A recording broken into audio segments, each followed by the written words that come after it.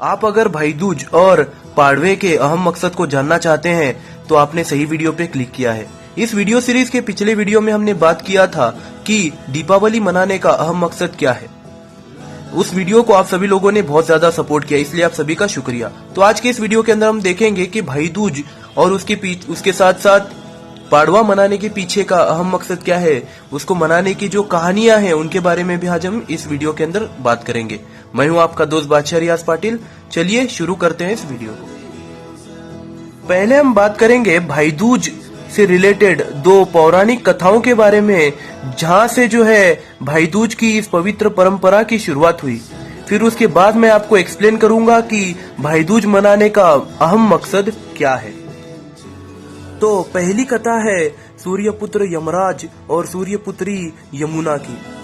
जब यमराज जी को मृत्यु के देवता की पदवी मिली, जब उनको उनकी जिम्मेदारी मिली, तो वो अपनी बहन यमुना से मिलने कई वर्षों तक नहीं गए। तो उनकी बहन यमुना उनसे बहुत नाराज थी। तो नाराजी में उन्होंने गंगा नदी से जो है उपाय मांगा कि मेरे भाई मुझसे मिलने ही नहीं आते, आप कोई उपाय बताइए। तो उस उपाय को जब वो इस्तेमाल करती हैं तो उनके भाई यमराज उनसे मिलने आते हैं।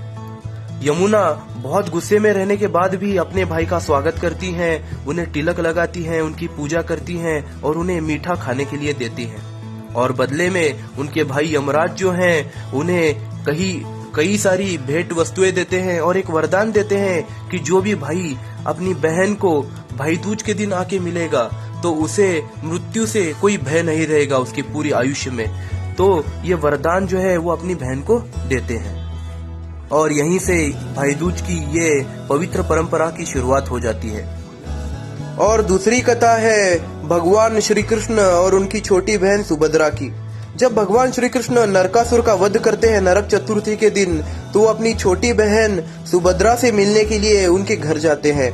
वहां जाने के बाद उनकी छोटी बहन जो है उनका सहर्ष स्वागत करती हैं, उन्हें मीठा खाने के लिए देती है, उनकी पूजा करती हैं, उन्हें तिलक लगाती हैं। और यहीं से जो है नरक चतुर्थी के एक दिन बाद जो है बहुबीज मनाने की जो परंपरा है, भाई दूज मनाने की जो पवित्र परंपरा है, उसकी शुरुआत हो जाती है। तो इन दोनों पौराणिक कथाओं में से हमें ये सार मिलता है कि भाई दूज मनाने का अहम मकसद ये है कि हमें अपने भाई बहनों के साथ ज्यादा से ज्यादा वक्त बिताना जरूरी है। आजकल की इस भागदौड़ भरी जिंदगी में हम अपने भाई बहनों को वक्त देना भूल चुके हैं।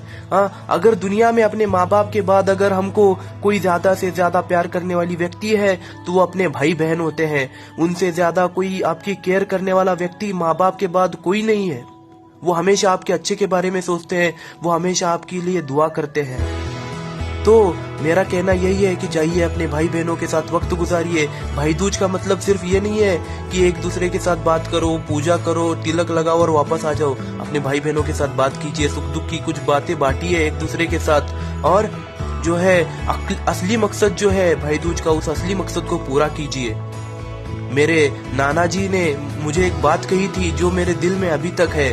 वो बात यह है कि बहनों की दुआ अपने भाइयों के लिए उतनी ही अहम है, उतनी ही असरदायक है जितनी एक माँ की दुआ अपने बच्चे के लिए है। तो जाइए और अपने भाई बहनों के साथ ज्यादा से ज्यादा वक्त गुजारिए, उनसे सुख दुख की कुछ बातें कीजिए। तो यही वक्त है आपसी मन मुटावों को दूर करने का, आपसी मतभेदों को दूर करने का। जाइए अपने भाई बहनों के साथ वक्त गुजारिए। पैसा, प्रॉपर्टी, जायदाद, स्टेट, कोई भी चीज आपके साथ नहीं आने वाली है।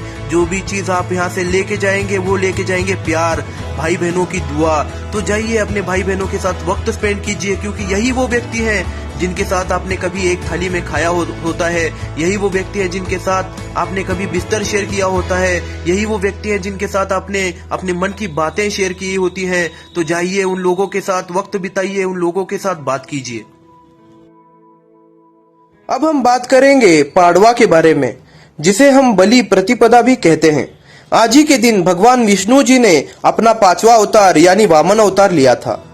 वामन अवतार उन्होंने महाबली, जो भगवान विष्णु के बहुत बड़े भक्त थे और जिन्होंने तीनों लोकों पर अपना प्रभुत्व जमाया था, उनको हराने के लिए, उनका अहंकार तोड़ने के लिए लिया था।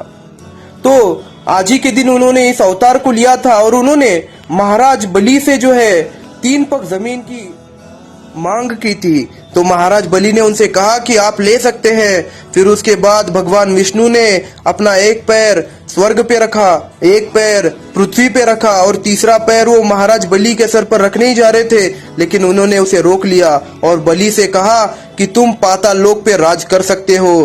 तो महाराज बलि जो है पाताल लोक से हर साल इसी दिन वापस आते हैं और लोग जो है उनको याद करते हैं, उनकी पूजा करते हैं। इसीलिए आज ही के दिन को दीपावली पाड़वा भी कहते हैं और बलि प्रतिपदा भी कहते हैं, क्योंकि आज ही के दिन जो है महाराज बलि का जो अहंकार है वो टूट गया था। तो हमें इस कहानी से ये सीख मिलती है कि पाड़वे का मेन महत्व ये है कि हमें अपने अंदर का जो अहंकार है उस अहंकार को मिटाना है, क्योंकि हर अहंकार से बड़ा भगवान है और अहंकार करने का जो हक है वो सिर्फ भगवान को है। किसी भी सजीव व्यक्ति को, सजीव प्राणी को जो है अहंकार करने का कोई अधिकार नहीं है।